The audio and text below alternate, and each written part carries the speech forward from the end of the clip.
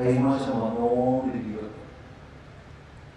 നമുക്കറിയാം, ഇന്ന് ഇപ്പോൾ നമ്മളിവിടെ സംസാരിച്ചുകൊണ്ടിരിക്കുന്ന ഇതേ സമയത്ത് ലക്ഷക്കണക്കിന് പേര് അഭയാർത്ഥി ക്യാമ്പുകളിലേക്ക് ഓടുകയാണ്. ആ സമയത്ത് എന്താണ് ഇതിൽ മതത്തിന്റെ ശക്തികളാണ്. ബംഗ്ലാദേശിൽ നിന്ന് ഉടനെ കയറിയവരുടെ പ്രവർത്തനങ്ങളുടെ പിന്തുടർച്ചയാണ്.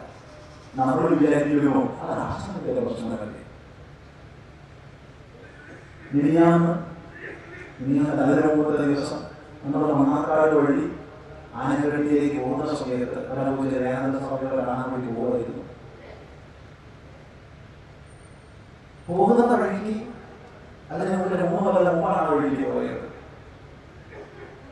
3 വർഷത്തിന് ശേഷം ആ വഴിക്ക് പോകുമ്പോൾ ക്ഷേത്രങ്ങളൊക്കെ നല്ല ഭംഗിയായി പുനരുദ്ധരിച്ചിട്ടുണ്ട്. ക്ഷേത്രങ്ങൾ തമ്മിലില്ലാത്ത വലിയ വലിയ കമാനങ്ങളുണ്ട്. ഒരു പക്ഷേ നല്ല ഓയിൽ പെയിന്റുകളുണ്ട്. വളരെ സന്തോഷിക്കാൻ വളരെയുണ്ട്. പക്ഷേ മൂക്കിന് കുരിശുകളും ഉയർന്നു നിൽക്കുന്ന വഴികളും അതും സാരമില്ല. ഏറെക്കുറെ മിക്ക വീടുകളുടെ മുമ്പിലും കുരിശ് തൂങ്ങി കിടക്കുന്ന സ്ഥിതിക്ക് ശേഷം ഇത് നമുക്ക് കണ്ടില്ലെന്ന് അറിയിച്ചു പോകാം.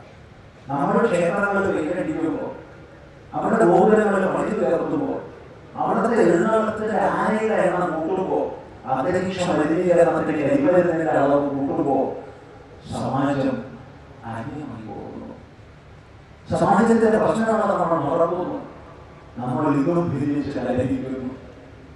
ഈ കലഹം മുതലെടുത്തുകൊണ്ട് പലരും ചെയ്യുന്നു. ഇതൊക്കെ നമുക്കറിയാം.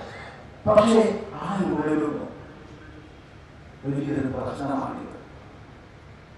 വർഷങ്ങൾക്ക് മുൻപ് ഇവിടെ ഈ ഹിന്ദു മഹാസമ്മേളനങ്ങൾ നടന്നത് പരമപൂജനീയ സത്യാനന്ദ സരസ്വതി സ്വാമികളുടെ ആ ഒരു സങ്കല്പ ശക്തി